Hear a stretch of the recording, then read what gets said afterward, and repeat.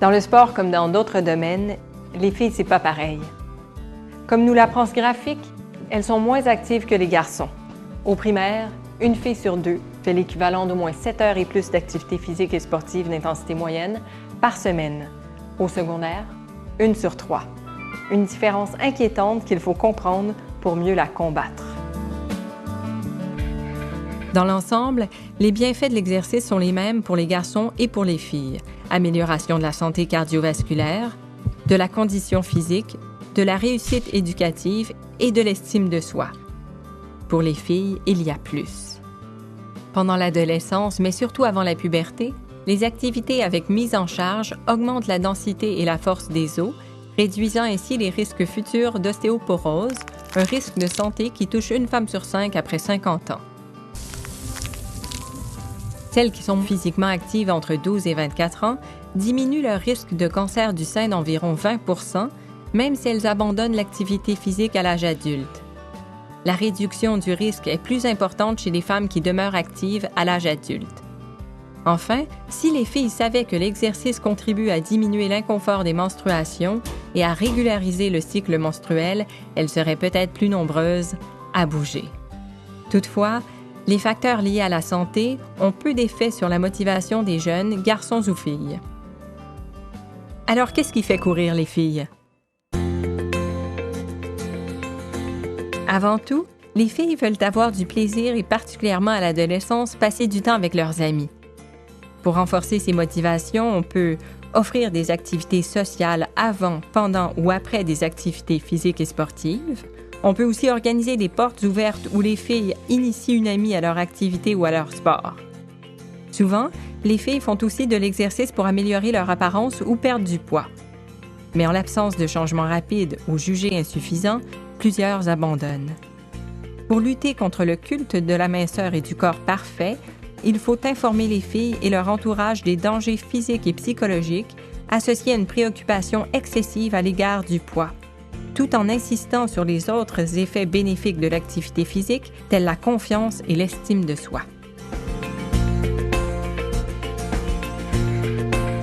Qu'est-ce qui empêche les filles de passer à l'action?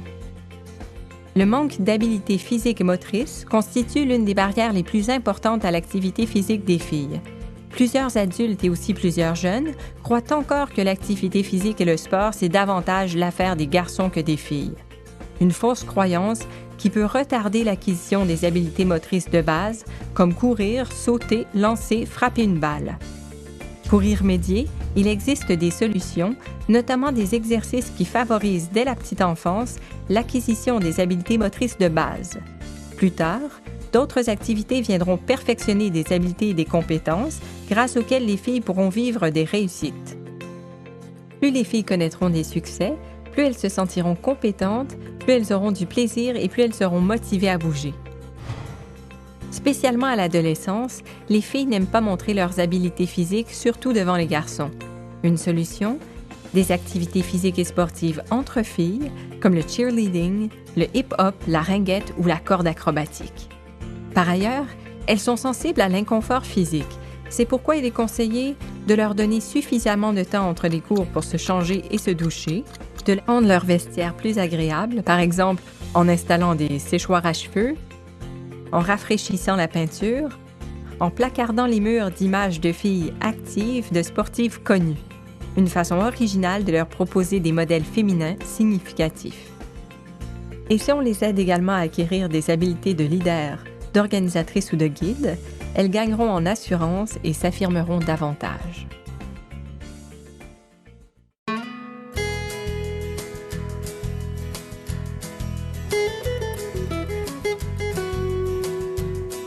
Ces services doivent correspondre à leurs goûts et à leurs besoins. Pour les connaître, il s'agit de leur demander tout simplement. Ensuite, on pourra établir des programmes basés sur des activités qui correspondent à leurs goûts, marche, jogging, vélo, natation, danse, art du cirque, plein air, etc., ou sur des activités émergentes comme le cheerleading, le patin à roues alignées, le zumba. 60% des adolescentes perçoivent la compétition comme une source de motivation et de plaisir. Bien, sauf que 40% y voient une source de stress. Il sera alors astucieux d'offrir des activités où les filles peuvent choisir entre un contexte participatif ou compétitif. Si l'on veut qu'elles apprennent à apprécier la compétition, on peut créer des conditions se rapprochant de la compétition sous forme d'exercices et de jeux.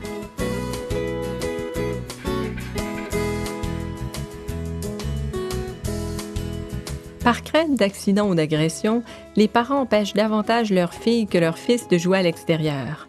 L'insécurité perçue par les parents constitue souvent une barrière importante à l'activité physique des filles. Heureusement, les moyens ne manquent pas pour améliorer la sécurité des lieux et des aires de pratique. Par exemple, des voies cyclables et piétonnières, ainsi que des stationnements pour vélos bien entretenus et éclairés. Une surveillance accrue dans les parcs et à proximité de ceux-ci. Bien sûr, les parents doivent être informés des mesures de sécurité mises en place. Vu le faible niveau d'activité physique des filles, il y a urgence d'agir, en particulier au moment où elles passent du primaire au secondaire, période critique où elles sont trop nombreuses à abandonner les activités physiques et sportives.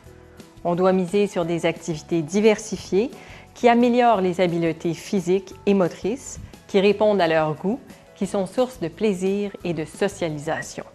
Et si l'on implique les filles dans le choix et le déroulement des activités, on maximise les chances de succès.